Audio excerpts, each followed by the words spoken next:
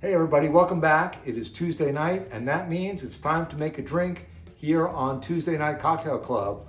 Boy, we've been on summer hiatus, and now we're back with making a Gin Rickey Floral.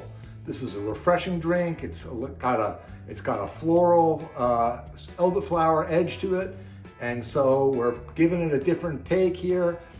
Boy, this is a time when it seems like to do a tribute to DC. There's a lot going on there, so we're doing a cocktail that's originated in DC, and we're going to celebrate everybody there, Democrats, Republicans, cats, dogs, staffers, journalists, lobbyists, everybody. Anyways, we're making tourists too, and we're making a great drink tonight, so stay tuned as we're going to mix up the Gin Rickey Floral. This exclusive cocktail club meets weekly to mix drinks, trade tips, and explore the history in every glass. No paywall, no dues, but the handshake, that stays secret. Let me talk about the Gin Rickey Floral for a moment. It's a modern twist.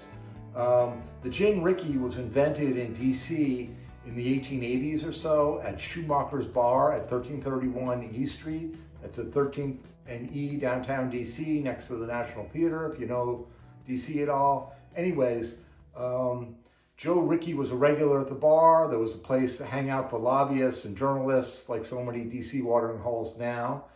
And he came in, and one day he won a bet. According to the legend, he won the bet about who was going to be the Speaker of the House.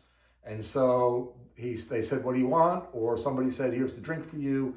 What it was back then was a bourbon, lime, and soda water drink. It's been updated now for gin, but that was his drink. They called him Colonel Joe Rickey. He was a lobbyist. He lobbied for bimetallism, which is a alternative to the gold standard, which won out. But he was a lobbyist, and somebody either said, "Give me Joe Rickey's drink," or the bartender said that, or somebody said that. The drink was named. It became, in the 20s, they swapped out gin for the bourbon. People were drinking lighter spirits then, so we got the gin. It was also featured in the book The Great Gatsby. Lucy Buchanan in that book, one of the protagonists in the book, is served a Gin Rickey, and so it became a thing. It really, over time, its DC historic connection grew, and in 2011, it was named the official cocktail of Washington, D.C. And so I'm going to do a modern twist on it by adding some elderflower liqueur, give it a little floral edge, make it a little more interesting. Anyways, it's a simple cocktail, but like so many simple cocktails, the details really matter. I like using the gin I like to use is Tanqueray, which is very juniper forward. It's a stronger London Dry. Beefeater and things like that are good too, but I don't feel like it has the character, and so you lose some of that. So it's 2 ounces of the gin,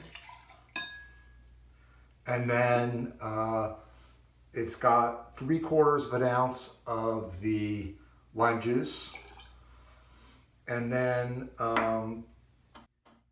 freshly squeezed lime juice, and then you've got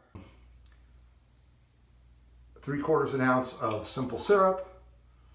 You use dark sugar this time, and then just 1/4 of an ounce of the elderflower to give it. And then, so just a note on the elderflower, I used Saint elderflower, which is different than the Saint Germain. So Saint Germain's is much sweeter. This I used 1/4 an ounce of, and then 3/4 of the lime juice, and then I balanced it all out with 1 ounce of simple syrup. You could make it, a little less simple syrup if you just like it a little drier. I just think it's summer, so I don't think it's very sweet. There's a lot of water in there, so that's the way I like it. And then I've got my ice. We just add 3 cubes there. And then I do my, I put in about 4 ounces of the club soda, and then mix it up.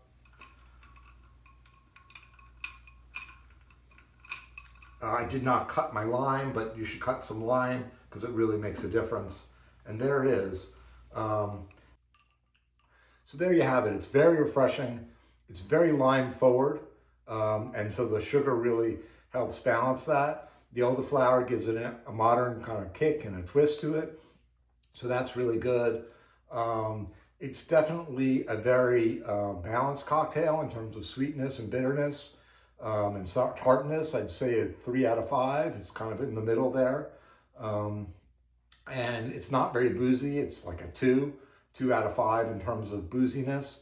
So, I mean, I think it's really a great summer cocktail.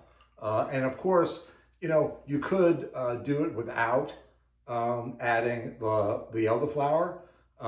Maybe I would do 1 ounce of simple and then 1 ounce of the lime, or just 3/4. I mean, you kind of play around with that. But you could also, I put a 1/4 ounce of elderflower. You could use anything else. There's creme de violet, there's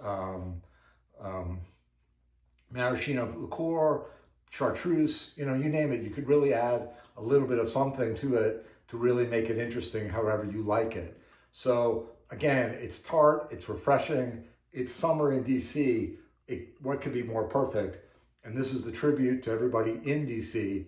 So that's it for the club this week. Next week, I'm thinking about another modern classic, and even more modern, a new drink.